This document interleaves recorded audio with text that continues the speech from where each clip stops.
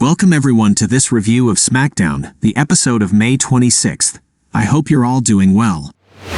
Let's dive right into the match between Sheamus and Austin Theory for the United States Championship. It was a good match to kick off the show, and the crowd always makes a lot of noise when Sheamus is present. Towards the end of the match, Sheamus was preparing to deliver his brogue kick to Austin Theory, but Pretty Deadly showed up to attack Butch and Ridge Holland at ringside. Sheamus managed to catch Elton Prince on the apron, but Austin Theory took advantage of the distraction and rolled him up for the win. Theory retains the title, but Sheamus can easily demand a rematch. In the backstage area, Paul Heyman tells the Usos that they won't be at Night of Champions, but they are invited to the celebration of Roman Reigns' 1,000-day reign. However, Jimmy Uso doesn't seem to digest not being invited.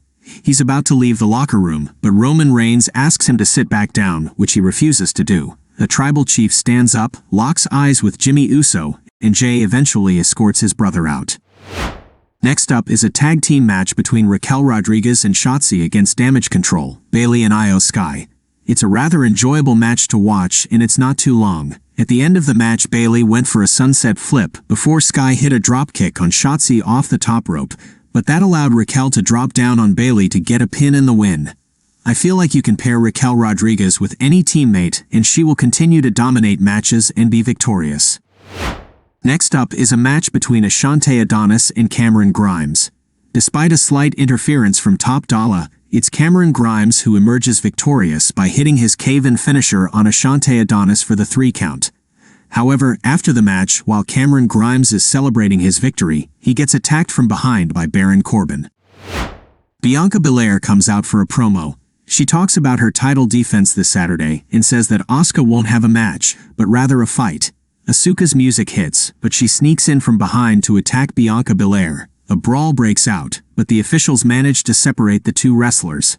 Finally, we see something other than Asuka's toxic mist, and it's refreshing to see her in action. Next, Rick Boogs faces LA Knight following his attack last week. Rick Boogs showed some impressive moves during the match, but in the end, LA Knight hit him with his BFT finisher for the pinfall victory. After the match, LA Knight grabs the mic to address the Street Profits, who were on commentary for the match. He tells them that he knows they've been talking trash about him, and they're about to get smoked soon. Next up is AJ Styles versus Carrion Cross. During the match, as usual, Scarlett intervenes by holding AJ Styles' leg while he was on the ring apron. This allowed Kross to attack him and eject him from the ring. However, Mia Yim came out and went after Scarlett, who quickly fled. At the end of the match, AJ Styles hits his phenomenal forearm on Carrion Cross to secure the pinfall victory. We had a great match between these two wrestlers, and AJ Styles shows that he is more than ready for Night of Champions.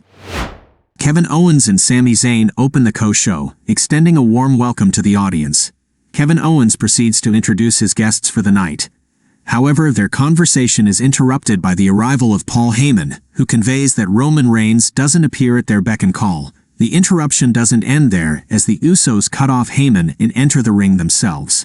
Kevin Owens says he already knew that Roman Reigns wouldn't show up, but it doesn't change his desire to talk to the Usos. Owens proceeds to express that Sami Zayn constantly worries about the Usos and their treatment. Despite Zayn's belief that they deserve better, Owens states that he personally doesn't care about that sentiment. But he says that Sami Zayn is right when he talks about how the Usos are treated by Roman Reigns. They deserve better. Roman Reigns may proclaim himself as the head of the table, but right now he's looking at the heart of the table. What would the Bloodline be without them? Roman Reigns is using them. Owens asks them, how does it feel to look in the mirror and see that they went from the greatest team in WWE history to Roman Reigns' lackeys? Jimmy Uso responds that they are facing the greatest team because when it came to doing the job, he is the tribal chief.